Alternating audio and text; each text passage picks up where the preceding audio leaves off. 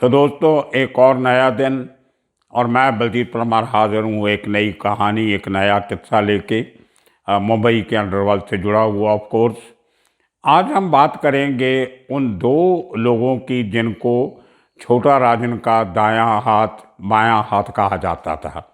मतलब छोटा राजन के दो हाथ, एक का नाम डैनी नेपाली, दूसरा बंडिया मामा। ये दो शख्स ऐसे थे जो छोटा राजन के गैंग के खास पिलर थे। मामा मैं से आपको बताया था कि जो एक गैंग में एक थोड़ा सा रिस्पेक्टेबल आदमी होता है, जिसकी काफ़ी चलती है, जो फैमिली में एक मामा की तरह ट्रीट किया जाता है, उसकी बात सब मानते हैं, उसको प्यार मोहब्बत भी करते हैं, उससे डरते भी हैं, उसके आगे रोना धोना भी रो लेते हैं। तो इस किस्म का करैक्टर जो सबको साथ लेके चलता है, पूरे गैंग का सूत्रधार होता है, इस किस्म का एक गेंडिया मामा था। उसी तरह का ये बढ़िया मामा है। इसी तरह एक गेंडिया मामा था, एक सदा मामा था, इधर ये बढ़िया मामा, और इसके अलावा कुछ ऐसे शख्स थे जो गैंग को चलाने में बहुत बड़ा काम किया करते थे। जैसे अरुण गवली गैंग में गणेश भोसले था, और अमरनाथ गैंग में जो था वो की डॉक्टर जिसको बोलते थे भोगले, वो था। तो ये हर गैंग में कुछ एक तो पर्सनालिटीज, शख्स, करैक्टर ऐसे होते हैं जो पूरे गैंग को सरगना की गैर हाजिरी में भी संभाल के रखते हैं, जिनकी बात को जो गैंग लीडर होता है, जो डॉन होता है, जो बॉस होता है, उसकी गैर हाजिरी में जिस आदमी की सबसे ज़्यादा चलती है, वो मामा का रोल अदा करता है हर गैंग में। तो छोटा राजन गैंग में वो रोल बाखूबी अदा किया तकरीबन 30 साल तक उस शख्स ने, जिसका नाम तो प्रदीप मडगांवकर था, लेकिन वो बढ़िया मामा के नाम से मशहूर हो गया। बढ़िया मामा चबूर का ही रहने वाला था और बचपन से ही जुड़ा हुआ था छोटा राजन के साथ। लेकिन जो डैनी नेपाली था, वो रहने वाला तो उत्तर प्रदेश का था, तनकपुर का। गणेश सिंह बिष्ट उसका नाम था। आर्मी में रहा था थोड़ी देर पहले, अपनी अर्ली एज में। उसके बाद किसी कारण से आर्मी छोड़ के वो मुंबई आता है आदमी, रहता है तिलक नगर में, लेकिन उसकी दोस्ती हो जाती है बड़ा राजन के साथ। बड़ा राजन की दोस्ती नूरा के साथ थी, दाऊद के भाई के साथ, तीनों चारों खासकर बरसर के साथ उनकी अच्छी दोस्ती थी। इसीलिए समर खान को मारने में भी जो सबसे बड़ा रोल अदा किया दाऊद की तरफ से, वो बड़ा राजन ने अदा किया था। और उसके अलावा और भी काफ़ी काम जो उस ज़माने में नागपाड़ा एरिया में हुए, उसमें बड़ा राजन ने काफ़ी काम किया था। तो नेपाली की बेसिकली दोस्ती जो थी डैनी की, वो बड़ा राजन के साथ थी। आज के दिन में भी डैनी की उम्र तकरीबन 70 साल के करीब होगी। आप अंदाज़ा लगा लिए कि छोटा राजन से कितने साल बड़ा है। छोटा राजन 60 साल के करीब होगा। तो 10-12 साल से बड़ी उम्र का आदमी बड़े भाई जैसा होता है। और छोटा राजन ने हमेशा डैनी नेपाली को बड़े भाई की तरह समझा भी है, माना भी है। उसके ऊपर कभी ज़्यादा प्रेशर नहीं डाला, उसको कभी कोई काम करने के लिए मजबूर नहीं किया। हाँ, जब कहीं डैनी को लगता था कि ये काम छोटा राजन जेल में है, जहाँ देश छोड़ के बाहर चला गया, तो कुछ काम करने पड़े, जहाँ डैनी को लगा कि उसकी ज़रूरत है, तो उसने वो काम छोटा राजन के बिहाफ पे किए। लेकिन ऐसा बहुत कम होता था जब उसको छोटा राजन कभी हुक्म देता हो कि आप जाइए और ये काम कीजिए। ऐसा मेरी जितने लोगों से बात हुई है छोटा राजन के लोगों के साथ, सब ने कहा कि ऐसा कभी नहीं होता था। डैनी नेपाली एक रिस्पेक्ट उसने अर्न की थी अपने गैंग में।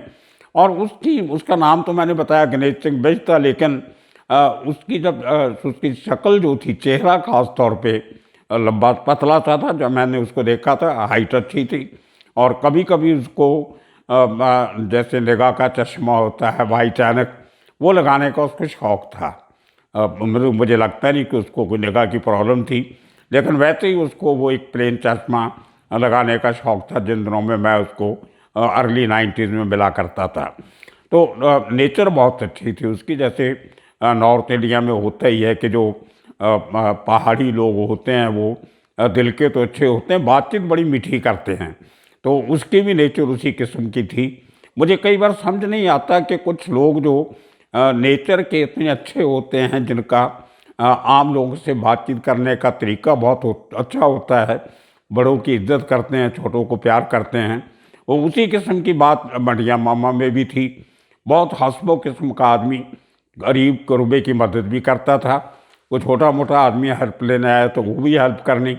मैंने एक दो एपिसोड में आपको बताया कि जहाँ हमारी कोलीवाड़ा के सरदार जी लोगों की प्रॉब्लम हुई, एक गुरुद्वारा की ज़मीन जो घर और गुरुद्वारा बनना था उसको छोटा राजन के लोगों ने रोक दिया। तो मैं उस सरदार जी को लेके गया, तो क्योंकि छोटा राजन दुबई में था तो बढ़िया मामा सब काम देखता था, उसने हमारी बात सुनी और छोटा राजन से बात करके वो जो लोग तंग करते थे उनको मना किया, और 1.5 साल के अंदर अंदर वो घर और गुरुद्वारा बन के तैयार हो गया। इसी तरह एक तो बार और जब कम्युनिटी के काम से मुझे कभी छोटा राजन के गैंग वालों को मिलने का मौका मिला, अपने काम के लिए कभी नहीं, दूसरों के काम के लिए, तो तभी भी बढ़िया मामा ने बिना किसी झिझक के उस अच्छे काम के लिए उन लोगों की हेल्प की, और जो उनके छोटे लेवल के बदमाश तंग किया करते थे उनको मना किया और उनको वार्निंग दी, आइंदा ऐसा काम नहीं करना। तो ये बढ़िया मामा की नेचर थी। और बॉस की गैर हाजिरी में गैंग संभालना, सब खतरनाक शूटरों को कंट्रोल में रखना, कौन आदमी कहाँ बैठा है, किसको कहाँ छिपा के रखा है, किसको कहाँ पैसा पहुँचाना है, जो आदमी जेल में है उसके घर वालों को खर्चा पहुँचाना है, तो कोई बीमार है तो उसको इलाज करवाना है, कोई जेल में है तो उसके वकीलों को पैसे देने हैं, जेल में उसका खर्चा देना है। ये बहुत एक टीडियस काम होता है। एक क्वालिफाइड चार्टर्ड अकाउंटेंट की तरह की जिम्मेदारी एक होती है जो बढ़िया मामा ने अपने गैंग के लिए इतने साल निभाई। वो पर्सनली कभी वो मारामारी में शामिल नहीं होता था। कभी उसने जो इतने मर्डर छोटा राजन ने जो अभी 71 केसेस की लिस्ट सीबीआई ने रिलीज़ की थी, जब उसको बाली से पकड़ के लाए थे, पहले 67 थे, फिर अभी 4 और बढ़ गए, तो 71 केसेस जो है वो उनके छोटा राजन केसेस में वांटेड था, क्योंकि जो क्राइम होता था उसमें मेन एक्यूज छोटा राजन को बनाया जाता था, बाकी गैंग मेंबरों के नाम उसी तरह। लेकिन सबसे कम केस पूरे गैंग में अगर किसी के ऊपर हैं तो वो बढ़िया मामा के ऊपर है, तो 2 केस, वही बहुत लेटर स्टेज में जब छोटा राजन का गैंग तकरीबन ख़त्म होने के कगार पे था, तब के वो 2 केस हैं। एक तो केस था न्यू बॉम्बे के एक नेरल इलाका है, उसमें एक शख्स संजय गुप्ता करके वो केबल ऑपरेटर का धंधा करता था। छोटा राजन के लोग, ये लोग वहाँ से हफ्तावराही करते थे, प्रोटेक्शन मनी लेते थे, जो अल्टीमेटली बढ़िया मामा के पास आती थी, वो आगे फिर कहाँ खर्च करना वो करता था। तो डीलिंग जो होती थी पैसे की, मनी की, वो छोटा राजन के बिहाफ पे बढ़िया मामा किया करता था। लेकिन कभी वो बंदूक लेके जाके धमकी नहीं दिया कि जो को मारा नहीं। तो वो जो संजय था, उसने, संजय गुप्ता ने, और जो लोकल डिस्ट्रीब्यूटर थे, केबल डिस्ट्रीब्यूटर, उनके साथ मिलकर उसने एक ग्रुप बनाया, कार्टेल बनाई एक, और पूरी कार्टेल में जो 20-21 लोग शामिल हुए, उन्होंने छोटा राजन के गिरोह को केबल का धंधे का हफ्ता देना बंद कर दिया। तो ये एक छोटा राजन के लिए बहुत बड़ा चैलेंज था। उसने एक 3-4 बंदों की एक टीम तैयार की कि उसको पहले समझाया, बातचीत हुई। वो बातचीत में बढ़िया मामा ने भी उससे बात की संजय गुप्ता से कि देखो इतने सालों का रिलेशन है, आप ये हफ्ता बंद करोगे तो दुश्मनी होगी। तो इस किस्म की बातों में बढ़िया मामा ने दखल दिया, और जब उसके कुछ दिनों बाद वो नहीं माना और बाकी लोगों ने हफ्ता देना बंद कर दिया, तो एक छोटा राजन का शूटर था जयंत मुड़े, वो और 2 आदमी साथ में, और इन तीनों ने जाके संजय गुप्ता के ऑफिस में उसको गोली मार दी और उसको मार दिया। एक आदमी इंजर्ड भी हुआ था शायद उसमें। तो उसका केस चलता रहा बहुत साल तक, और मकोका लगा उनके ऊपर, Maharashtra control of organised crime act, ये मकोका की फुल फॉर्म है। पहले टाडा हुआ करता था।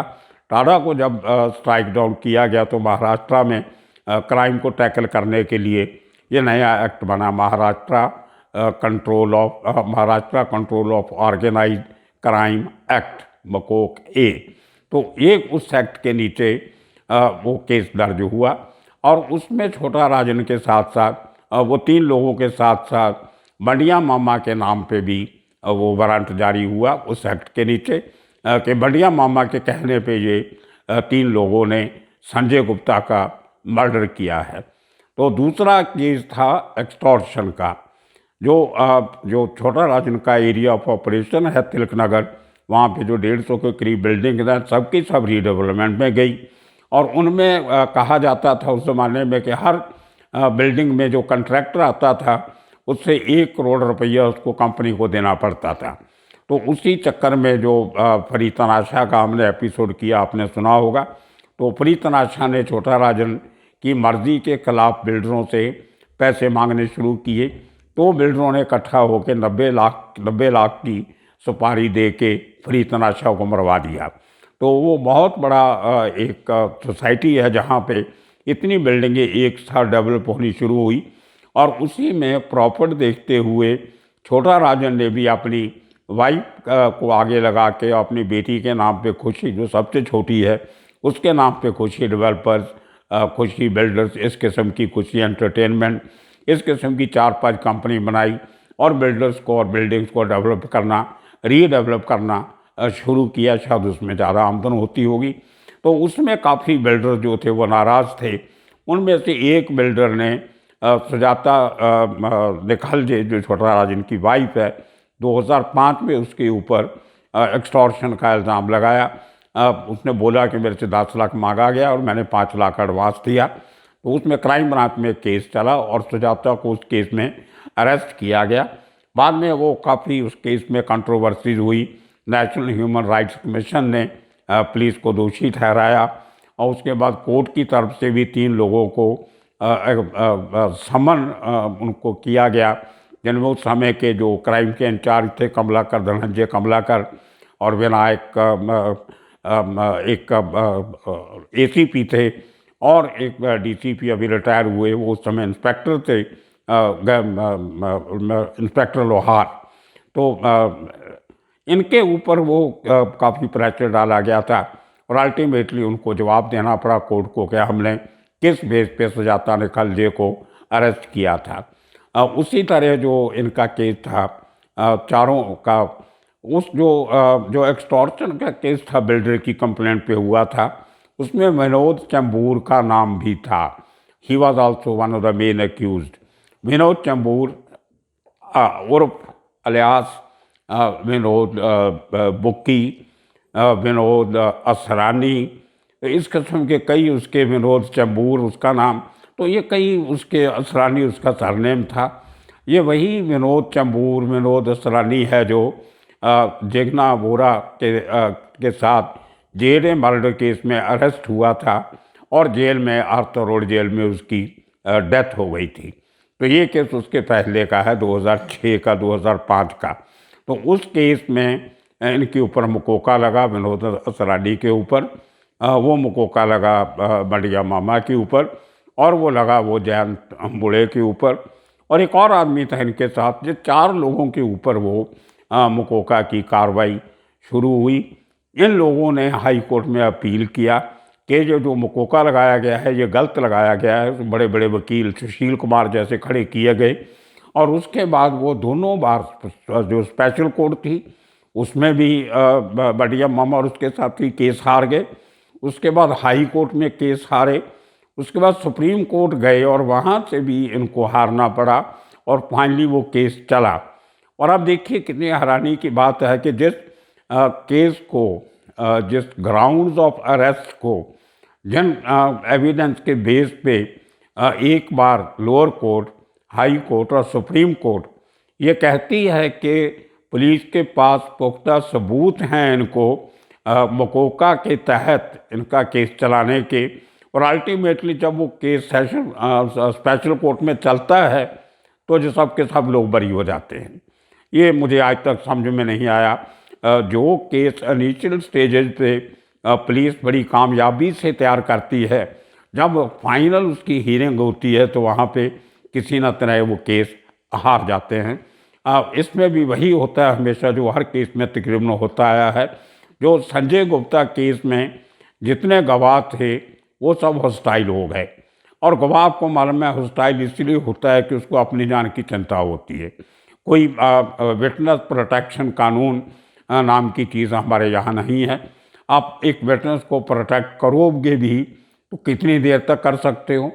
तो इसी तरह जो गणेश बिष्ट था है अभी भी है, वही तिलक नगर में रह रहा है अपनी फैमिली के साथ। उसका इन्वॉल्वमेंट काफ़ी केसेस में रही, बहुत ज़्यादा नहीं। एक तो दत्ता सामंत के केस में उसकी इन्वॉल्वमेंट थी, और एक मर्डर हुआ था पॉल पैट्रिक परेरा का साउथ बम्बई में, वो भी गैंगस्टर था। उसके केस में 4 बड़े लोग इन्वॉल्व थे, जिनमें सुनील सावतिया, सुनील सावंत जिसको कहते हैं, अनिल परब जो बाद में हिंदुस्तान लाया गया, और एक तीसरा आदमी और था शरद शेट्टी, और चौथा ये बंडिया बेस्ट गणेश डैनी। ये चारों लोग उस केस में इन्वॉल्व थे, और चारों के ऊपर पॉल पैट्रिक न्यूमैन था शायद उसका नाम, उसके के मर्डर केस में वो 1989 में हुआ था। उसमें चारों ये आरोपी थे। और उसके बाद 89 के बाद 93 में जब छोटा राजन, उसके पहले जब, तो 89 के समय में जो छोटा राजन का दाऊद के साथ उसका पूरा रिश्ता था, एक ही गैंग में काम करते थे। और मर्डर के बाद और इसलिए बड़े क्राइम करने के बाद ये सब लोग तकरीबन डैनी को छोड़ के सब तीनों लोग हैं वो दुबई चले जाते हैं। दाऊद के साथ उनके रिश्ते बनते हैं, और उसके बाद 93 के बाद वो तीनों को, जब छोटा राजन गैंग से अलग होता है, तो जो केस पॉल पैट्रिक के केस में इन्वॉल्व थे चारों, उनमें से 3 लोग दाऊद के साथ रह जाते हैं, और एक आदमी खाली ये डैनी नेपाली, ये छोटा राजन के साथ खड़ा रहता है। तो क्योंकि वो तीनों लोगों का में से 2 लोग जो थे, शरद शेट्टी और सुनील सावंत, उनका दुबई में छोटा राजन 93 के बाद मर्डर करवा देता है दाऊद से अलग होने के बाद। और अनिल परब को दुबई गवर्नमेंट डिपोर्ट करती है, वो उसको वापस इंडिया भेजा जाता है। तो मुंबई पुलिस को अरेस्ट करके उसकी बीवी के, उसने अपनी बीवी का मर्डर करवाया होता है, उसका केस हमने वो एपिसोड बनाया था, आपने सुना होगा। तो उस केस में उसको अरेस्ट किया जाता है, और उम्र कैद की उसको सज़ा होती है। तो उस केस में 89 का केस इसलिए पेंडिंग पड़ा था कि उसमें 3 आरोपी देश के बाहर थे, एक देश के अंदर था। इसकी उस समय पे बेल हो गई, और जब ये वापस आया अनिल परब, उसके बाद वो 2016 में वो 1989 का केस जो है 27 साल के बाद वो रीओपन होता है, और उस केस में फिर डैनी नेपाली को 2016 में पकड़ा जाता है। ये अपने गांव तनकपुर गांव है इसका, उत्तराखंड में। वहाँ से काफ़ी लोग आर्मी में, फौज में जाते हैं। शायद उनको देख के ही गणेश बिष्ट और डैनी नेपाली भी फौज में गया होगा, 4-5 साल नौकरी करके छोड़ के आया था। और वो एक ट्रांजिट पॉइंट भी था, जब छोटा राजन के लोग यहाँ कानून से बचने के लिए नेपाल में शरण लेते थे। तो उसका जो एक जो ट्रांजिट पॉइंट गिना जाता था उस ज़माने में, वो तनकपुर के आसपास का एरिया गिना जाता था, जहाँ पे डैनी नेपाली के असर सूख से उस इलाके में लोगों को थोड़े दिन रखा जाता था, और फिर उनको नेपाल भेजने का जो इंतज़ाम था वो किया जाता था। तो एक पुराने वफादार लोगों में से डैनी नेपाली ने छोटा राजन के साथ सालों काम किया, और अपनी मर्जी से किया एक तरीके से, उसको कोई मजबूरी नहीं थी, लेकिन एक उसका रिश्ता था जो बना हुआ इतने सालों से, उसको डैनी ने निभाया। और आज के दिन में डैनी नेपाली अपनी फैमिली के साथ, अपनी बीवी, उसके 3 बेटे थे, 2 में उनमें से एक की अनफॉर्चुनेटली जो भी है वो उसकी डेथ हो गई कुछ समय पहले। बड़ा बेटा उसके साथ है, छोटा शायद कहीं बाहर है, तो उनके बच्चे वगैरह हैं उनके साथ। वो तिलक नगर में ही आज 70 साल की उम्र उसकी करीब एज है, वो रह रहा है, और किसी केस में कोई इन्वॉल्वमेंट नहीं, कोई किसी गैंग के साथ कोई लेना देना नहीं। उसी तरह जो भंडिया मामा है, वो भी सब केस ख़त्म होने के बाद प्रदीप मडगांवकर जिसका नाम है, वो आजकल न्यू बॉम्बे में सेटल्ड है, और कंस्ट्रक्शन के काम में वो अपना दिन काट रहा है। मुझे कई बार हैरानी होती है कि जो गैंगस्टर अपना सारा कैरियर बिल्डर्स को डरा धमका के पैसे इकट्ठे करते रहे, अंत में वो उनको भी खुद उसी लाइन में जाना पड़ा। वो किस्सा आपको सुनाऊंगा एक दिन मैं कि कैसे अंडरवर्ल्ड के सरगना खुद बिल्डर बन गए, डेवलपर बन गए और बड़े बड़े काम आजकल कर रहे हैं।